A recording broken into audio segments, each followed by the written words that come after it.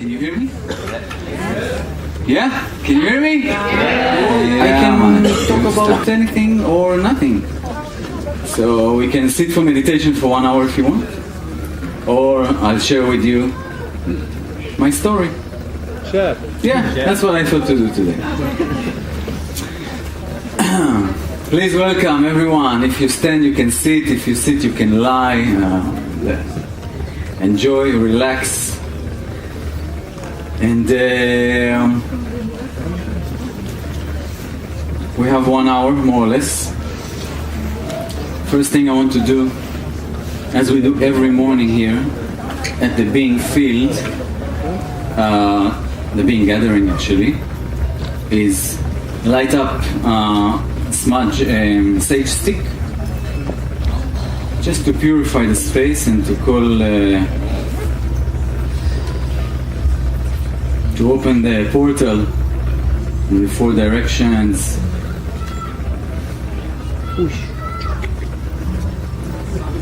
So smudging now, usually 7 a.m. is sunrise, where we do Tai Chi or Qigong at the dojo. This time is almost sunset. It will be. You will enjoy.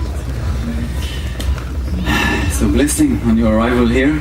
I'm very honored to see these people coming and wanting to hear my story. I think it's an interesting one. I enjoy the story until now. So I'll share a bit with you. Blessing.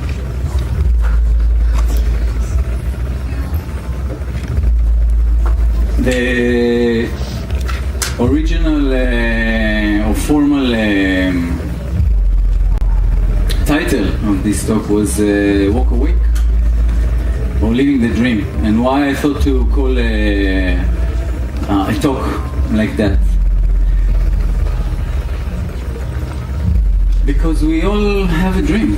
We all have a certain idea of what we want to be or to do, to feel, to live, to experience.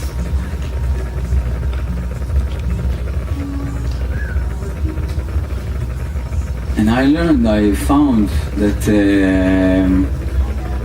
throughout my life, since I made a shift of almost 180 from one side to the other side, things start to manifest in a beautiful way. And they are intensifying in the level and the speed of manifestation. So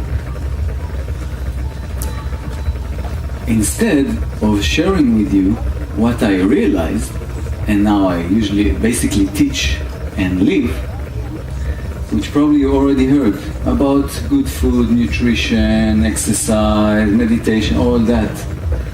Then I'll just show you a little bit how did I come to sit in this bamboo sofa and talk. And I thought about how nice the voice is. Like, you cannot hear me. This is nice. Yeah. I don't need to speak out loud. So I started about 40 plus years, 45 years ago I came to the world and born in Israel. Lived a normal life. And I remember that I like to play. I like to play soccer, to play outside, outdoors. And then later on with the years, I remember people commenting, I like to enjoy life. And at the beginning it was a little bit, so what, it's a problem that I like to enjoy life? I don't understand. Do we have to be stressed all the time and then perform? And so my comment was, yeah, I like to enjoy life, sure. And I'll try even more to enjoy life. I will not try to conform myself to the system that wants me to, in a way, be a slave. No. And life passed on, finished high school, 18, in Israel we go to the army. And I served 8 years in the army. not 2 or 3, 8 years, officer, flying above. And during that time, after a while, something started bugging. Like something in my abdomen, in my stomach was not comfortable. And what it told me is to start reading books. And the books that I was curious about were books about traveling, books about self-exploration, about journeys.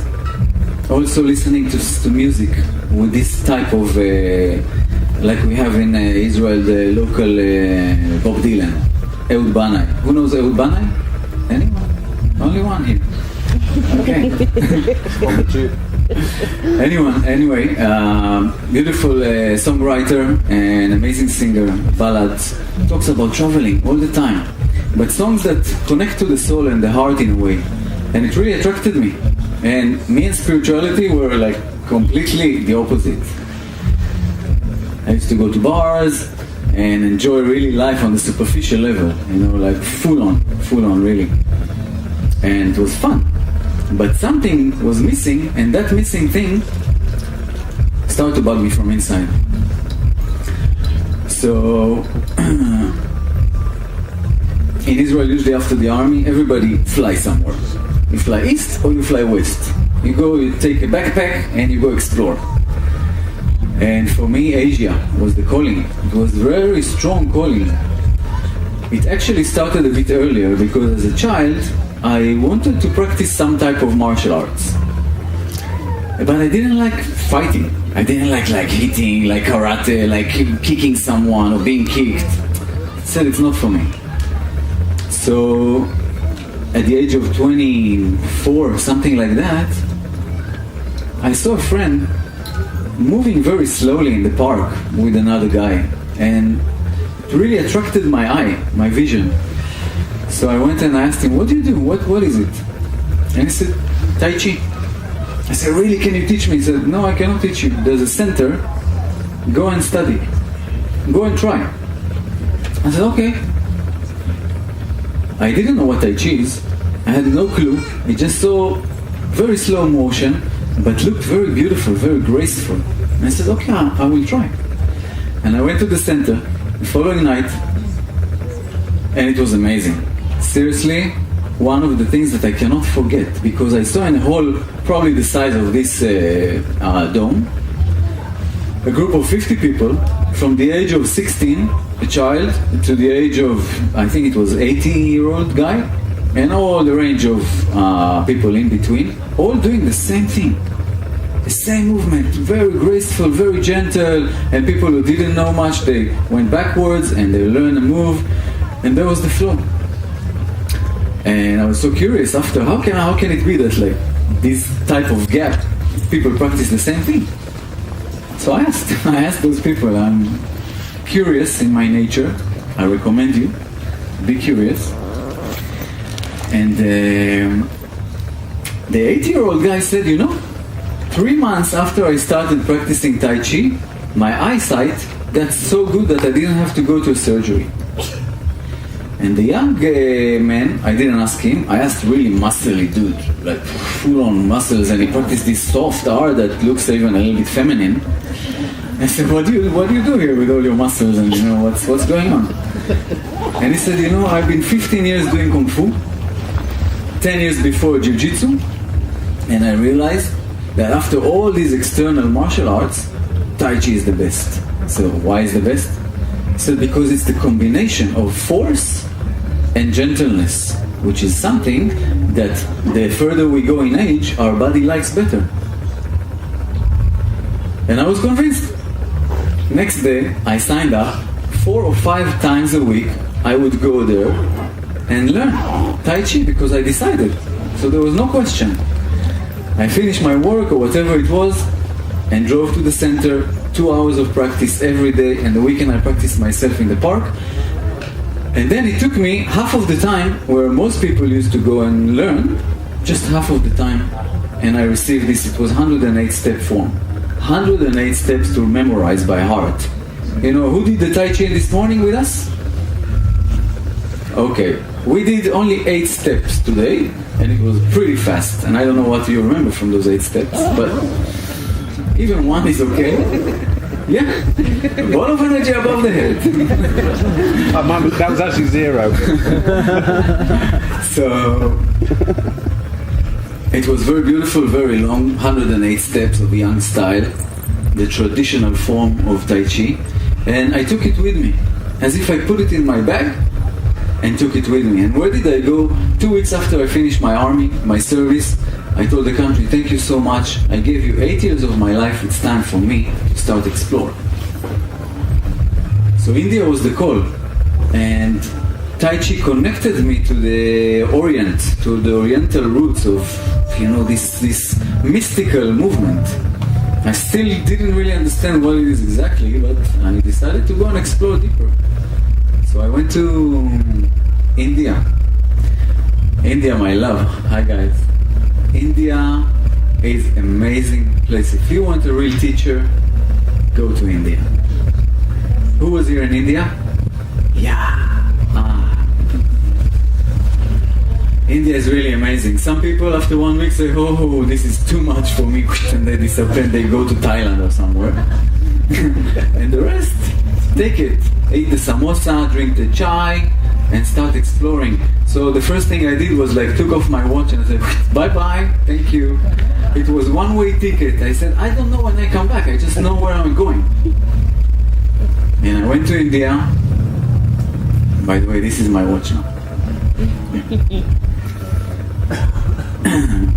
And start releasing, letting go. I didn't know what I'm looking for. I just felt a very powerful energy and guidance. And I said, I don't want books, I don't want maps, I want the universe or people to guide me. So I knew where I go first. And then also the friends that went with me, slowly, I let go of that as well. Even a girlfriend I had, I told her that I really feel, and it was not a joke, and it was even a little bit sad, but I said, I have to be by myself. To listen to my own voice, I have to be by myself. I cannot be twisted because somebody wants to stay here or go there, or is after the time. And that's what I did. So I released most of the bonds. Also my 20-kilo backpack dropped into 10, because I gave clothes, gave stuff, gave books. All these lonely planets is 5 kilos in your bag. It's not easy to carry. And actually, I learned all the information exists, because we are supernatural information walking cells, right? If I meet you in India, I'm sure you will tell me, where can you go, where she should go. So I said, okay, so everything is there. I'll just go. And that's what I did. Local buses, local food, meeting local people, dressing like a local. And in India, I learned how to meditate. Watching the ocean, sitting in Varkala. If you've been to southwest India, Kovalam and Varkala, 2 beautiful fishermen villages. And I was just watching the ocean, the rim of the ocean. It's a great meditation, I'll share it with you now. So you sit in front of the ocean and you watch the line, the horizon line. The horizon line will turn silver. From silver it might turn gold, and this little line of silver will grow in size into a belt. And you watch that belt until your eyes close. And you connect to your breath. And it's as if you dive into the ocean. And that was naturally my first practice of meditation. I didn't really chase meditation. I wanted to know what it is and to explore it within myself. So exploring, being curious. I was very happy afterwards, and then suddenly one guy came, was sat next to me, and we became friends, and I received even a Ayurvedic massage. Also, first time. I didn't say no, it was an amazing experience. And I learned that my body doesn't like oil. So that was my first and last experience with oily Ayurvedic massage. You know, you learn, and then you remember. If you forget, the same lesson will come again. Huh? So India taught me about patience. India taught me to listen. India taught me that when you don't have watch, Indian time is not what you think it is. It's not the hour that the bus should come, and it's not the hour the bus will arrive. There's lots of space in between. And many things can happen. And it's magical if you don't have the pressure of time. And when you want to go and explore the self, don't have pressure of time. Unless you go on a very specific, I don't know, like a spiritual retreat or something like that. And from India, I went and explored most of Asia, most of the countries, traveling from place to place, learning a little bit about the culture, the people, the food. For me to learn about a country is to learn about the food, eat local food, and be among local people. And if I stay long enough, to learn the language.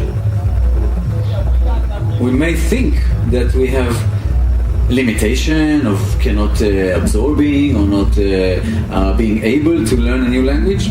I don't think it's right. I think you need to know certain basic rules of how to learn a language, and you can learn the language. Even the basics that you can speak in the street with local people. So during that time, I was in Japan, I learned Japanese, hiragana, katakana. Kanji, no, because it's too complicated. I was in India, I spoke a little bit of Hindi, and then traveled all many different countries. I'm also a soul surfer, so I was chasing the wave after the search, you know, the rip curl search. So I was all those countries that have waves. And through this intention to surf, for example, I met many people that hooked me up to a place where they're surfing. A friend of a friend that sent me to Japan to his brother to live, to work, and he took me to surf every weekend. And in Indonesia, I met another guy that helped me with another when I went to Sweden. All these type of connections, if we embrace and if we stay open, things happen to us. If we are very in our mindset, we should do that and this and this and that, and have to tick and see that and go there, then we miss the whole journey.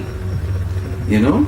If we are sitting here and we say, wow, I have to go to this concert, and we don't pay attention to what's happening between here and the concert, we may miss a lot. This is our life journey. Our life journey starts at point 1 and finish when we say bye-bye. But the say bye-bye, they're going to other planets, can happen every day. Every day. We don't know.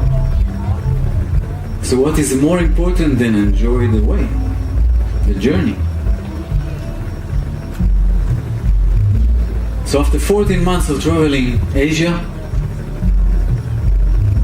one stop that was very, very important was going into the second-hand bookshop in the Kawasan.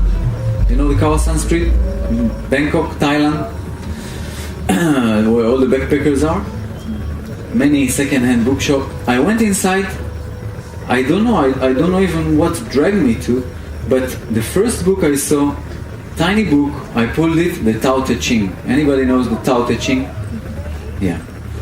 So that was my introduction with the philosophy and the way of life of the ancient Chinese people. Okay? It's not a philosophy, it's a way of life. Tao is the way, the path, and Te Ching is the holy book of the path. 81 chapters written like poems that tells us how are we in relation to the universe. It was so precious to me, this book. First of all, I couldn't leave it. It was like next to me all the time. And it's not easy to read. It's sometimes one sentence, and now one week you sit and meditate on it. One sentence. It's very deep and very abstract. So, like if you see an abstract painting, you will translate it or figure it out in one way, and another person will see it in a different way. So in a way also it's the interpretation of the painter to what he wants to express that allow us to flow on that. It was so precious to me that it took me to translate it to Hebrew, to my language. And it took me 8 years, and I translated the Tao Te Ching into Hebrew and published it. So that was my first book that I just wanted to do that, so people can read it in a clear language of where I come from. So if you want to learn Hebrew and read a book, it's available, but it's two birds, you will learn Hebrew and also get the tongue. It's the book that is translated second to the Bible in its vast translation. So you must find it in your own language. Go and read it. And if you read English, get the translation by Jiafu Feng. Jane English and Jiafu Feng. Beautiful translation. So this book basically came and showed me how am I in relation to nature, and how this phrase that say, we are a microcosm of the macro, we are the small unit of the whole universe, is very accurate. We have blood flowing in our body, like rivers in nature. We have the wood, we have the rocks, the bones, we have the air as breath. And it taught me so many things. It taught me to watch, to observe myself, to see how am I acting with other human beings. Well, it's a whole, conversation about the Tao. I recommend to read. Then after 14 months, I went back to Israel. My mom called me and said, "Hey, I need your help." I said, "But Mom, I'm in the middle of my journey. What do you want me to go back to Israel?" She said, "No, it's really important. I need your help. I cannot trust anyone. I started a new business."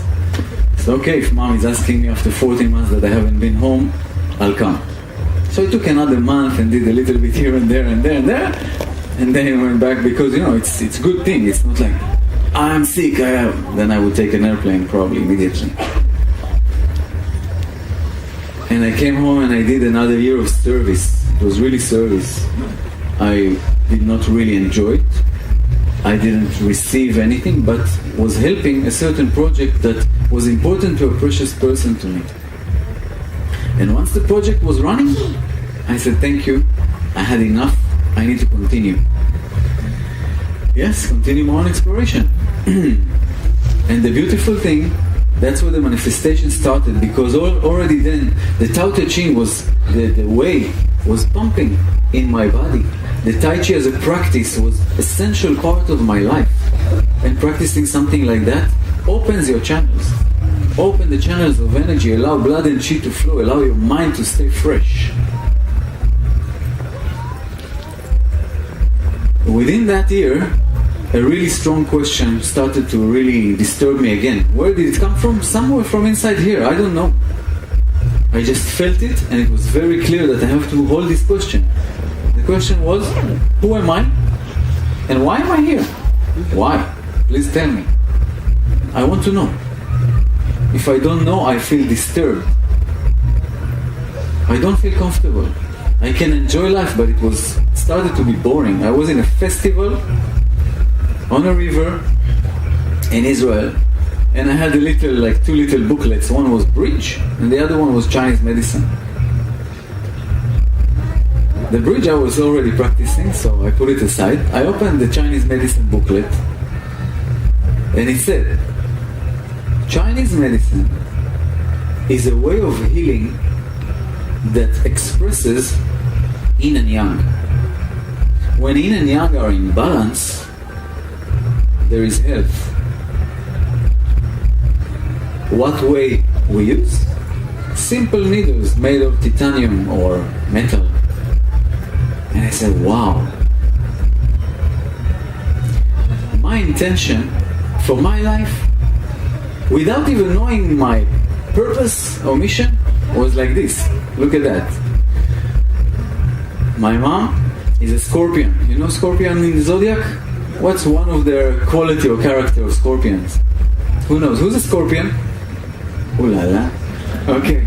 Tell me something about scorpions. Stay, yeah, of course, okay. But not always. Accumulate, collect, gather, and protect. Yeah? Generally. Some of you can be different, it's good. And I said, I don't want to carry anything. I want to have a certain profession or something that will make me to live and to eat. That will not need to carry anything, that I could travel the world because I like and enjoy traveling, and that will bring me some money that I can live from. This booklet showed me Chinese medicine.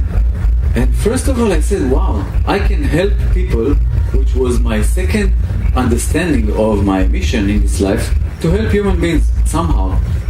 To find a way to be better, to be healthier, to feel better, to enjoy life. Because people told me, oh, you enjoy life so much. I said, yes, but why do you don't enjoy life? What? Why not? Why not to enjoy life? So I said, wow, this is amazing. I can learn this method that will allow me to travel the world, to be light, only to carry maybe my needles, and to heal people, and to help them be better and feel better? Yes. And it was so clear that there was no question there. I didn't even doubt it. So from there, the path started to show me the way to get there. And I didn't even know that. But after 1 year, I said, okay, I'm going again. Where am I going? I was almost to buy another one-way ticket to India, and then a letter in my postbox said, we need someone to work in South Korea. I said, I will volunteer for that. I don't know what's the job, I don't care. I don't care, I'm going.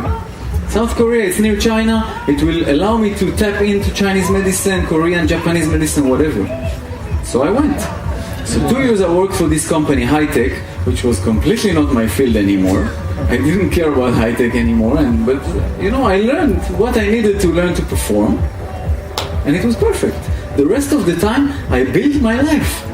I built my own university. I wanted to learn Chinese medicine, so I took the books of the year 1 and 2 and started learning myself. I found a teacher that was teaching Korean hand therapy, which is based on Chinese medicine. And at the same time, I learned the language. I ate the most spiciest food ever. And then started to challenge those Koreans with the spiciest food ever. Drinking soju and eating spicy, whatever it was, these decoctions.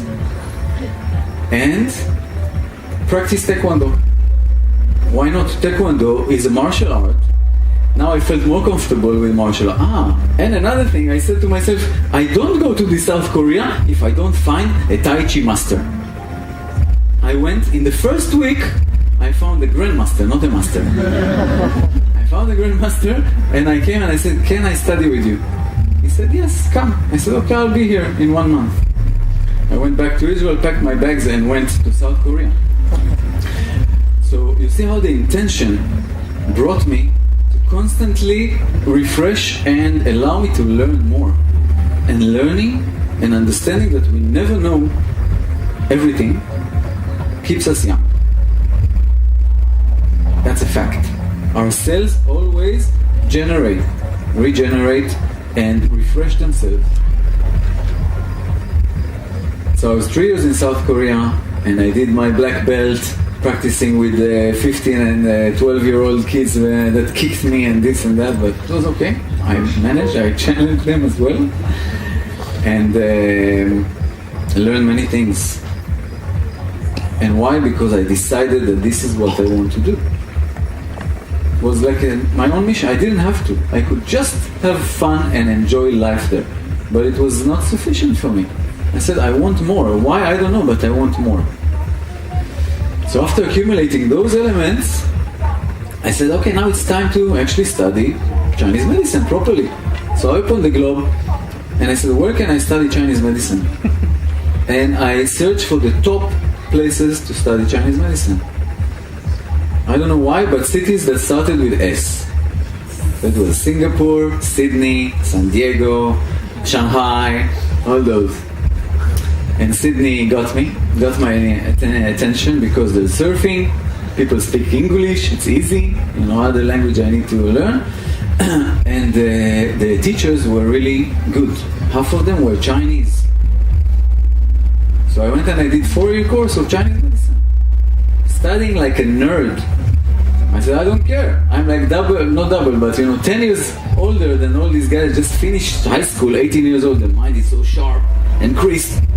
And I'm like, I need to scratch my brain to memorize things, to memorize 250 herbs, for example, names of points and stuff like that. But I already practiced almost 1.5 years, 2 years of my own study. So I felt that I'm ready. And from the first year, I started to treat people. Because it flew, it was natural. Why? Because I listened to my inner voice that told me to walk this path. And it was very natural.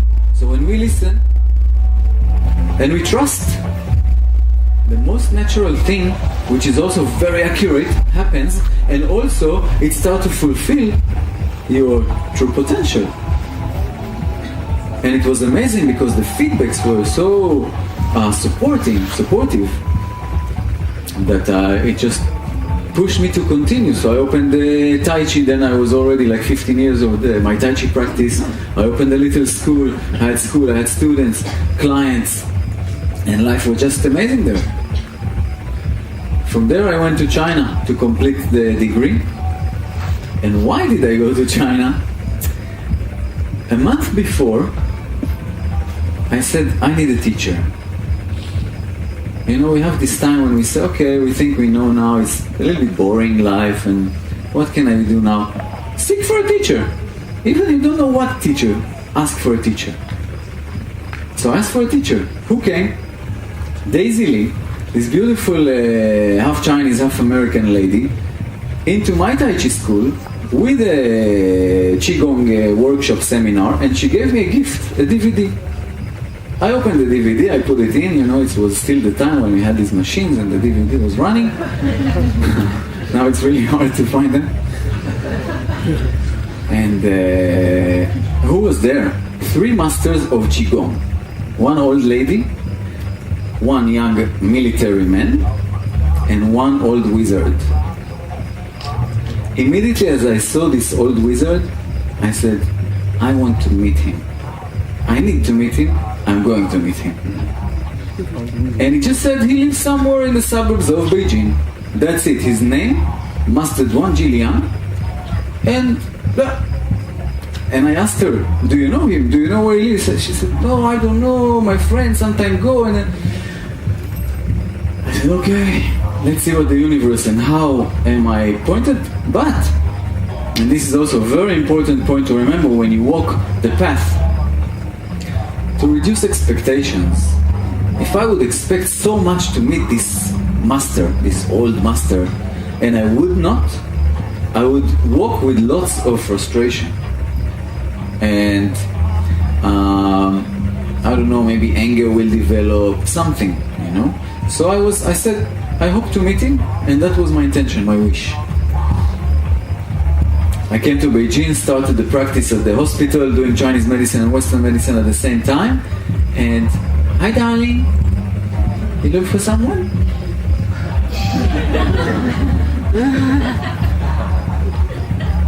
Amazing creatures, amazing, seriously. Children are so sensitive to energy. If I need to take an adult for 6 sessions of changing his health, with children is usually half an hour. Or even 10 minutes. Tap, tap, tap, and they change. Back to balance. What happens from her age to our age? We put layers, and blocks, and barriers, and junk food, and toxicity, and poison. And we sometimes clear, but a lot of the time the body is like going back and then a little bit into the back, like if this is the center, and sometimes we our amplitude goes far away instead of constantly striving towards center. Anyway, back to China, Beijing railway station, underground, and I'm standing in this underground, and this Chinese young man stand next to me and he say, do you speak English? I said, yes, I speak English. Do you speak Chinese? He said, yeah, I speak Chinese. Let's exchange languages. Remember, I'm in China. I want to learn Chinese language. Sure, I said, please, let's do. And in our second meeting, we are sitting over a dumpling or something and talking Chinese and English. And I tell him, listen, I have a big request, a favor of you. Can you find for me this man? And I was looking for 1 month in the hospitals among Qigong practitioners, doctors of Chinese medicine. Nobody knew this man. And it was very strange to me. You look at his picture, you would know it's an old wizard, like from the legend stories. And he said, okay. 3 days later, he gave me a call. I found the phone number of his clinic. Okay, I took my Taiwanese friend. I said, hey, I need a translator. Please help me, Vincent. And we called him, and he was there. He answered. He answered the phone himself. At that time, he was 98. And he welcomed me. He said, okay, come to the clinic. It will take you 2 hours.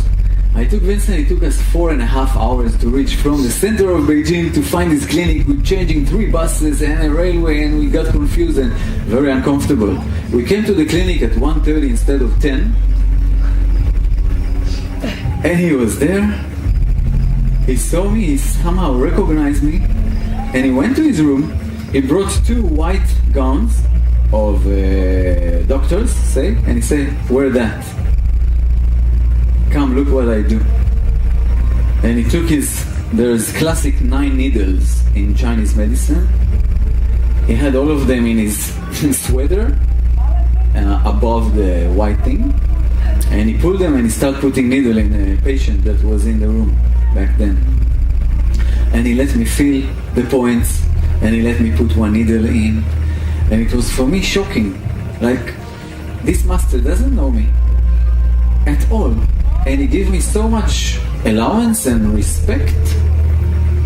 And I said, I want to study with him. It was a clear decision. Again, determination. You want to do something? Do it. Don't be afraid, especially if it feels right. If there's like excitement in your cells, just do it.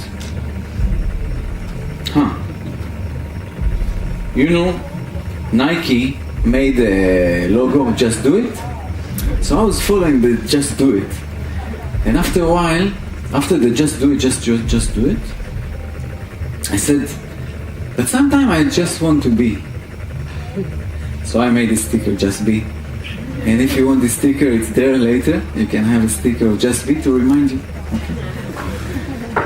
So I stayed 1 year with Mustard One. And it's a funny story, because I don't know how much time we have, but as long as we're here and you're okay with that, I'm fine.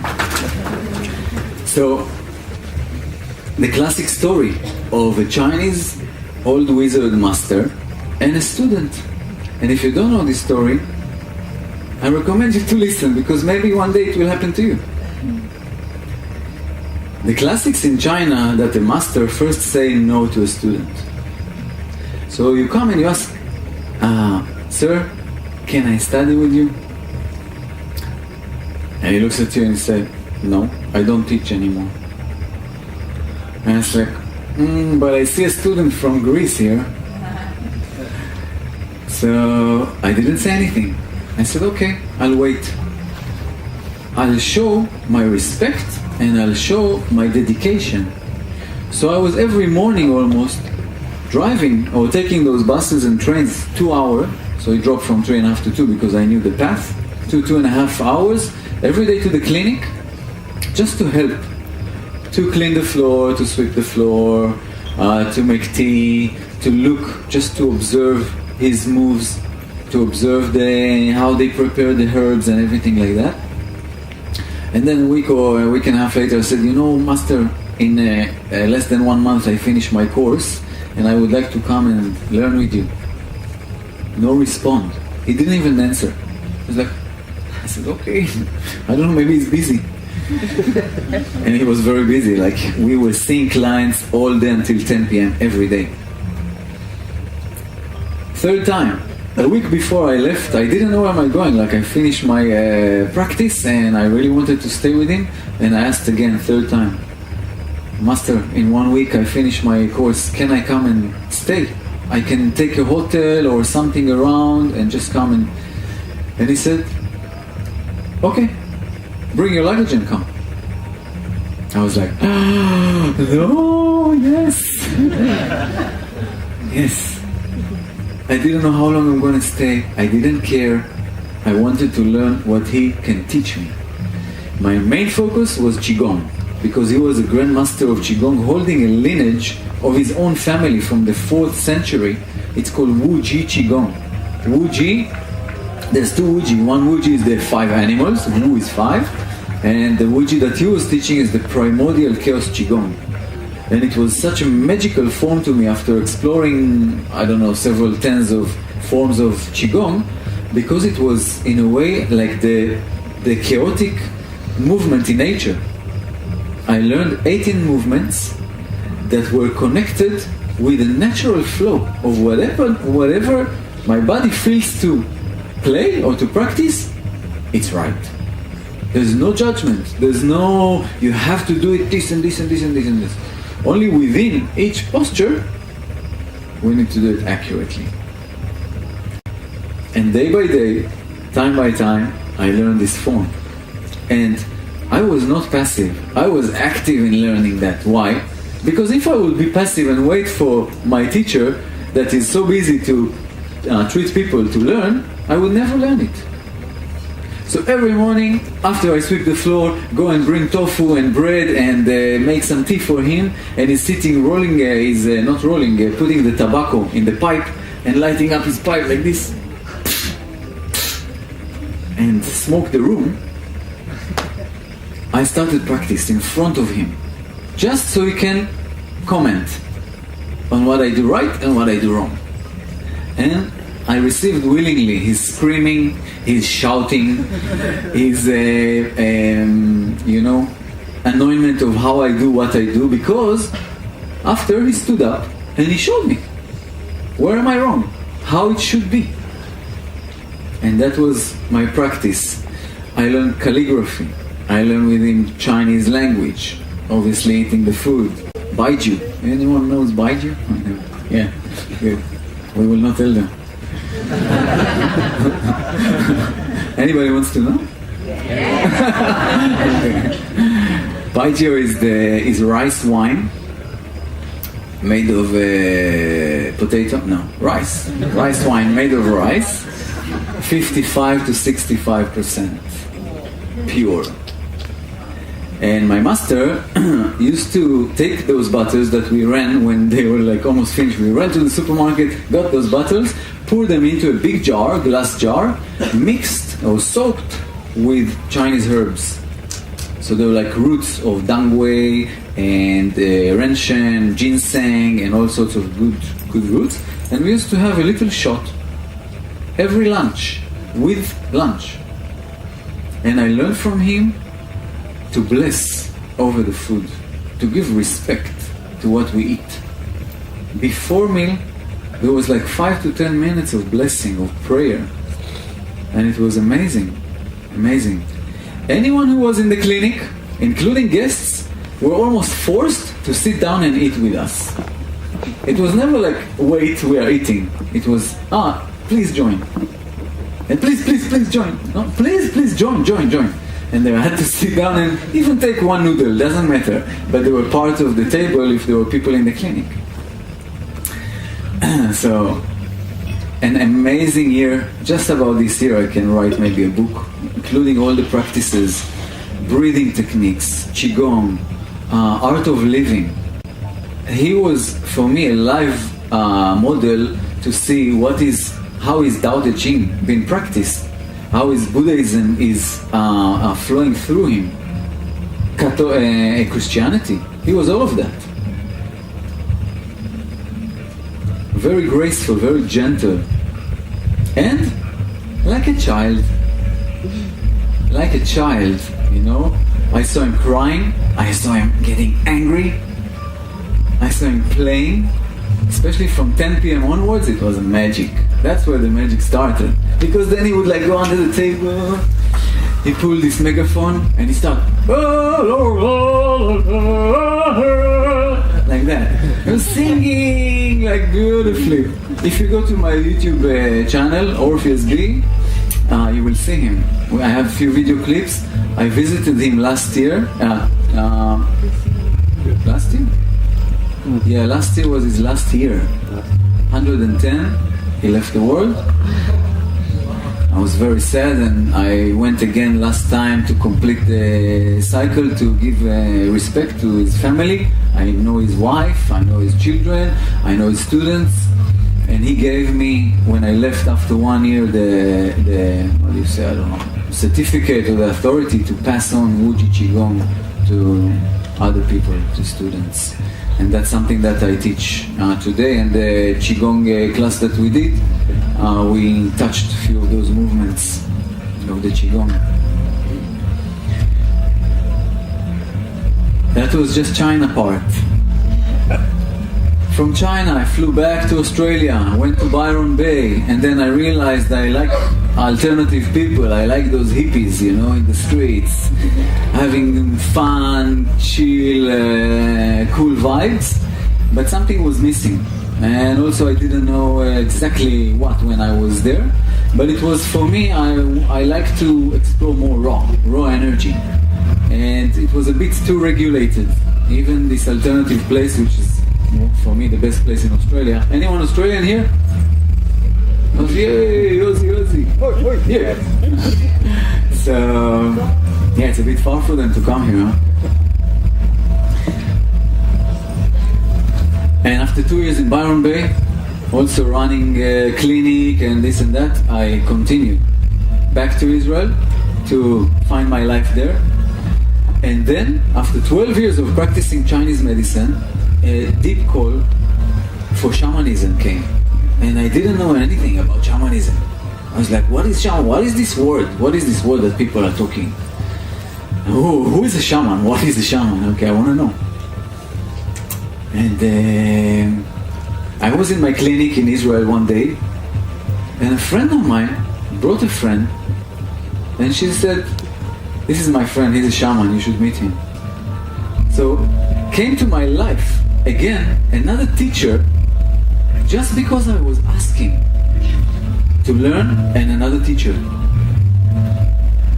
And I learned something that you can experience with us tomorrow with our B team at the sound stage. Tomorrow 12:30 we're going to run a shamanic journey ceremony. It's an astral journey. It's a journey to go and visit other dimensions and meet spirit animals, spirit guides, angels, get affirmations, and so and so. She's beautiful. And I learned that as well with, now he's my brother, and he lives in Israel, and we run seminars and workshops in Israel and around the world. From there, it took me straight to Mexico and to Central America, because I said, where is shamanism was started or, you know, being practiced more? In Central and South America. Later I realized that there are shamans in Siberia, in Scotland, even in Israel, in many countries. Sometimes they call them shamans, and sometimes they just call them the healer or the witch or the wizard.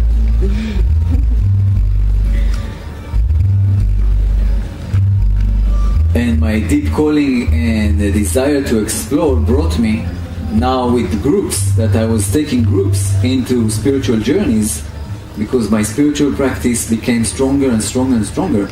I explored meditation to the depth. If you know Vipassana, yeah, who have done Vipassana course? Not enough people. Only 3, 4, 5 say, and we are, I don't know how many here. Guys, please challenge yourself with a Vipassana course. Vipassana means insight, meaning looking inside to find insights. There shall be light. Thank you, God and His assistants. Yeah, I teach Vipassana now. Vipassana is such a precious tool that I could not realize and understand it in myself, so I can teach it. And now, after 5 years in Central America, learning about shamanism, about shamanic practices, exploring and tasting all those goodies from the medicinal, from the plant world, I live in Costa Rica. It's the 4th year now, and I run with the family, people, and dear brothers and sisters a retreat center, healing and spiritual retreat center, small, secluded, in the place I imagined I want to live in, and I couldn't believe that it exists even. I wanted an open house, without a door, without walls, in the middle of nature, in the jungle, not far from the ocean, because remember I like surfing, and it's there. Like my ex-girlfriend brought me hand in hand and said, "We're going to rent this house." I said, "What? Open house? I don't have a key. There's no door. How can I have a key?" So the view is like that. You watch nature in front of you. We wake up with the birds and the toucans and the monkeys. You don't hear even one car. You don't hear people. It's only pure, raw nature. Very powerful. I don't want to touch any drug when I'm there. I'm so high. I'm so high from breathing this nature. So you want to recharge yourself? Go to nature. Practice under a tree, connected to the ground, barefoot on a rock or on the sand. I even have a pool. Wow, that was a bonus. I didn't imagine the pool. I imagined the house, but a pool with river water flowing in the pool. Really special. And I'm not here I'm telling you, like, this is for me. It taught me to give thanks every morning that I wake up. Every morning. And every moment that I again wake up, because I want to walk awake, not to walk asleep. I look at the little things in life and it makes me smile, because I see how nature is so powerful and beautiful. Everything. Except what we do to nature. Sometimes we do beautiful things, but sometimes these things, create a cycle of decomposition that make dirt and so on. And so my request, dear brothers and sisters, let's keep this earth clean. On the little bit that we can do, throw rubbish to a bin, not only in a festival setting where there's beans and everything. I take something, I finish this bottle, it used to be that my thoughts are in my past life. And now I watch and I say, I will put and find a bin that will either compost it or recycle it, or I'll take it with me until I can put it somewhere. Being aware of what we do, being aware of how we breathe, learn breathing techniques. Go to breathing sessions, learn breathing techniques from Taoist practices, from Buddhist practices, from other meditation elements. Do rebirthing, which is a beautiful energetic flow that allows expansion of the breath to a point where we hyperventilate, everything locks in, but we transcend, sometimes into our birth and into the womb. We will be in Ibiza this October, doing a 1-week retreat of all those elements. How many more minutes? 5. Okay. 5, yeah? Okay. Plus half an hour? Usually there's a break.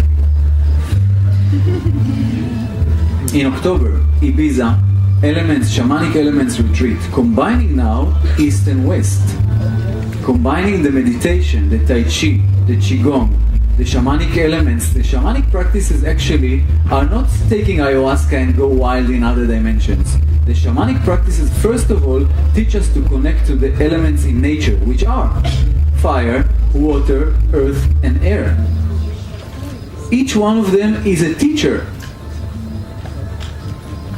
We can connect to each one of them and communicate and understand and receive direct wisdom. Not only that, what is the nature of fire, but what is related to me. And why? Because Buddha taught me that in each and every cell of our body, we hold those 4 elements. So if we hold those 4 elements in our body, we should know. I gave you 50, is that nice? Thank you so much. Everybody wants you to talk. Yeah? Yeah, I think you do want him to talk a little bit more, right? Yeah. No, really?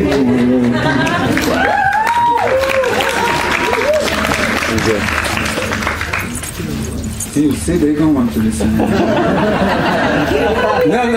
they are my brothers and sister, family. I love them so much. Paul and Rebecca, the stars of the festival.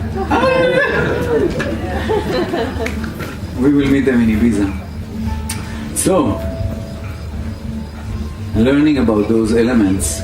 What taught me that? Vipassana. We're coming back to Vipassana, but meditation have many tools. Find the best tool for you that keeps you alive, that keeps you sharp, that keeps you fresh. And then meditation become part of life. When I wash dishes, I meditate. I say, please don't disturb me. Clear the space. I want to wash dishes. When I cook food, I want to be very focused on what I do. Because I learned that if I'm not awake, when I cook food, for example, I cut my finger. Or I drop a glass. Then I have to deal with broken glass. Then I have to deal with the bleeding finger into the salad. What to do then? Shall I serve this salad? If it's a beetroot salad, I serve it. But, let me give you my recipe for the best blood-nourishing salad. Okay? Write down in your mind. Beetroot, fresh. Chop, chop, chop, chop, chop, chop, chop. Really small, fine cubes. Parsley, fresh.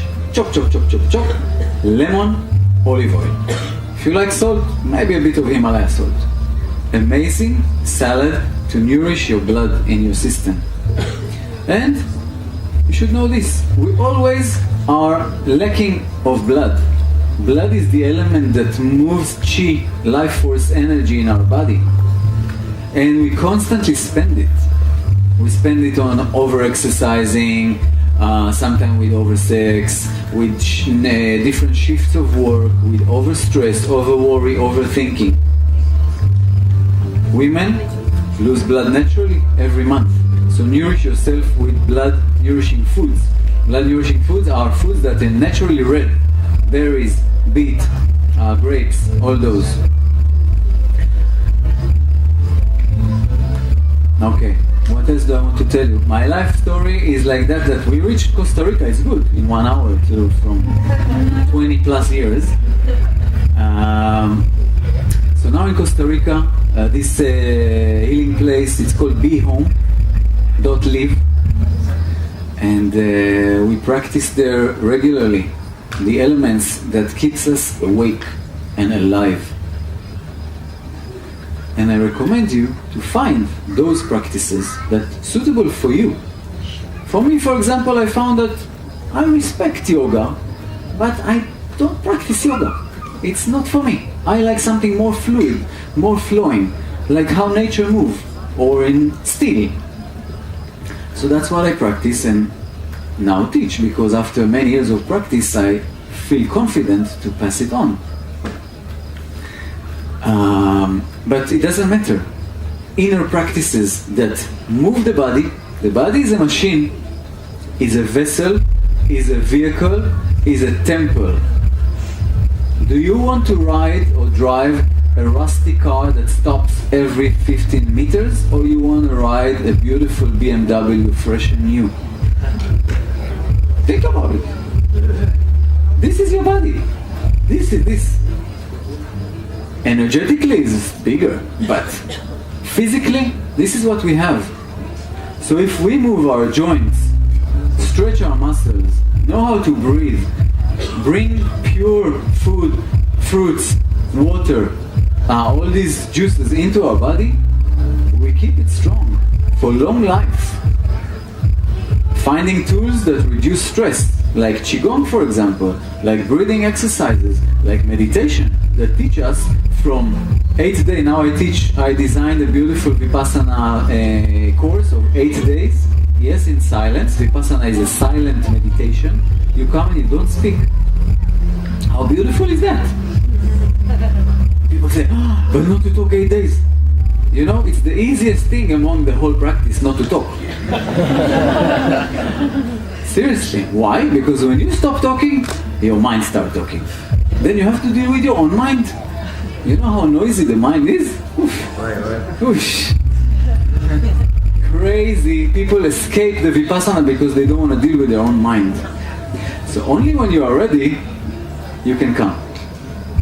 And now we have Vipassana mixed with Qigong and with some beautiful elements, combining the right type of food for the body, clean, into coconut fasting. So doing a little bit of detox every now and then is very good.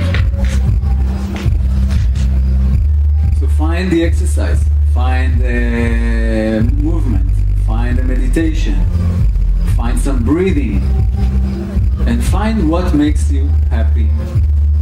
And when you're happy, the surroundings is happy. Everyone around you will be happy when you're smiling. So remind yourself to smile. Last thing I want to share is that I'm now putting down on writing, which is a bit hard for me to put down things on writing, but the B system, the B method of life, which is how to find a way to just be. If you look deep inside, you just want to be. But what is the just be if it's not in balance? If we are not balanced, emotionally or mentally or physically, there is some kind of suffering. You know, Buddha said suffering. Suffering is a harsh word. However, if you look deep, it's true. We suffer when we have something that we don't have something that we want. We develop certain attachment to the I want it and I don't have it. And if we have something that we don't want, like a disease, sickness, pain, whatever, we develop a aversion to it, dislike. And constantly it's in our system. Even if we think, you know, people come to me for maintenance treatment and they say, everything is fine, I'm great. They say, okay, so how's your sleep? Yeah, I wake up a little bit at night and sometimes it's really, I cannot fall asleep back. And this and this and this and this. And from this everything is alright. We have little things that are not. Our sleep should be sound sleep for 6-7 hours every day. If your sleep is not sound and you have like crazy dreams or you wake up in the middle of the night, it means that your unconscious mind is disturbed. And when the mind is sleeping, the unconscious mind is awake. And if it's awake and it's disturbed, it will wake you up. It will open your eyes at night.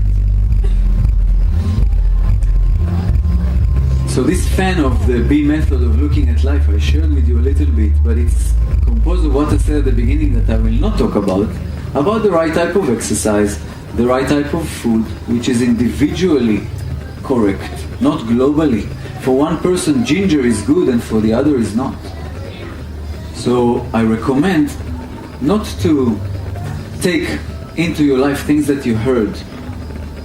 If you heard something that is good, first of all, maybe hear it from 3 different people. And after you heard it from 3 different people, try it yourself. And then see what it makes to you. You don't need to eat ginger for 1 month and feel like hot flashes and headaches and be red and not sleep at night, not realizing that ginger is not good for you.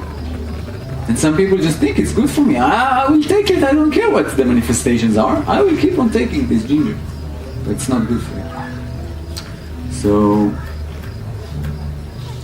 learn by direct experience. Find teachers. Stay curious. Maybe the curiosity killed the cat, but us it alive. Us, human beings. We want to stay curious like children. this is what the Tao teaches, return slowly to the phase of a childlike mind. And a childlike mind is a happy mind. He is happy mind of the little things. Look at the girl. She just enjoyed playing. If this game does not exist, it's okay. There will be another game. Listen to your body and practice eating only when you are hungry. Not when the mealtime comes. Really listen to the body. So opening your mind to be observant, to be awake. So every step you take, you watch where the foot stand. Because maybe there's a thorn there. Maybe there's a hole. And we might slip because our mind is somewhere else. By the way, Paul, my friend here, just had a very bad knee injury because he was walking in steps in the house and was thinking about something he needed to do in the kitchen. I had few of those in my life that taught me very, very well. And I learned that positive thinking brings positive energy back. Negative thinking immediately will strike back. I was riding a motorbike and I had like a negative thought about someone in my head. You know, it happens, right? Like we're human beings. Something like really, I got a split second of anger and a bee came under my shirt and stung me. Like, oh, I'm sorry, I didn't think like that. So much that we can see the connection between the thought that we vibrate to the expression that comes back from the universe. And think about that. That's like a little teaser. This universe has a mirror in the atmosphere. This mirror shoots back whatever we put out. And it shoots it back to us, but also to other people. So if we think positively, if we speak in a positive way, and if our actions are positive, we create a positive effect on the whole world. Minute, small, or big. People around us will feel it. The people in China may feel it tiny bit. But it doesn't matter what they feel, it matters what we express and how we feel about it. All these things that I found were part of my self-exploration. Through meditation, through vipassana, through different detoxes, through the practices, through being asleep and not liking it. So walking awake is about taking all those goodies and really have the determination and the mindset to put them in your life. And when you put good things in your life, only good comes back and multiply. This is what I want to tell you. This is what I want to share with you. I love you all, if I know you or not yet. And yeah, let's find a way to just be. And I added a little one, love. Just be love. Huh? So vibrate this love energy and it comes back. You know, when you smile in the street, someone will smile back. Or someone will cross and say, why did he smile to me? But then he might smile, and his smile will go to his office and the smile will continue. Give. When you go to a teacher, a master, a therapy, a friend, a meal, a dinner, bring something. Something tiny. Mustard one taught me. An orange, a bottle of wine, something, a little gift. You know how beautiful it is? You just show your respect. We practice a lot of sharing in Costa Rica. When we have meals, everybody brings something and we share. And it's really beautiful practice. We have sharing like communication circles where we share. We share our thoughts, we put it out on the table. So there's nothing in the mind and in the body. That's how we keep clean. Why we need to keep clean? Why an enlightened person is never enlightened constantly? Because we're human beings. Constantly we receive toxicity. So we need to clean this toxicity. So one detox is not enough. One vipassana is not enough. Keep on practice. Keep on finding the way to purify yourself and vibrate in the highest frequency possibly can. We'll meet again if you want to practice with me tomorrow 7 a.m. Beautiful dance of Tao. A workshop I designed that combine all those elements instead of words into action. Tomorrow at 12:30, the shamanic journey. Tomorrow, 2 sessions, 3 and 5 of shamanic acupuncture, where you can experience what is acupuncture combined with shamanic elements and go on a journey. So there are only 2 more sessions tomorrow, and if you want, you can book it at the info center. It's a group journey. It's 9 people lying down together and over 1 hour journey together to other dimensions, each one with his own thing. Thank you so much. Shishie. Gracias. Ladies and gentlemen, Orpheus B.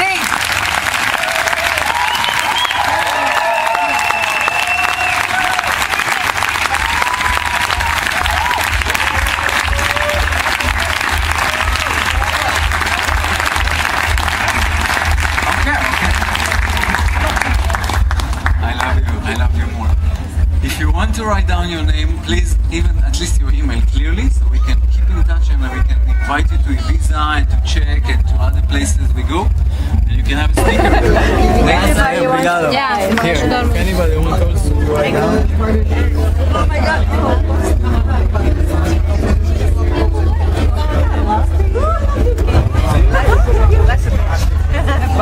You succeed.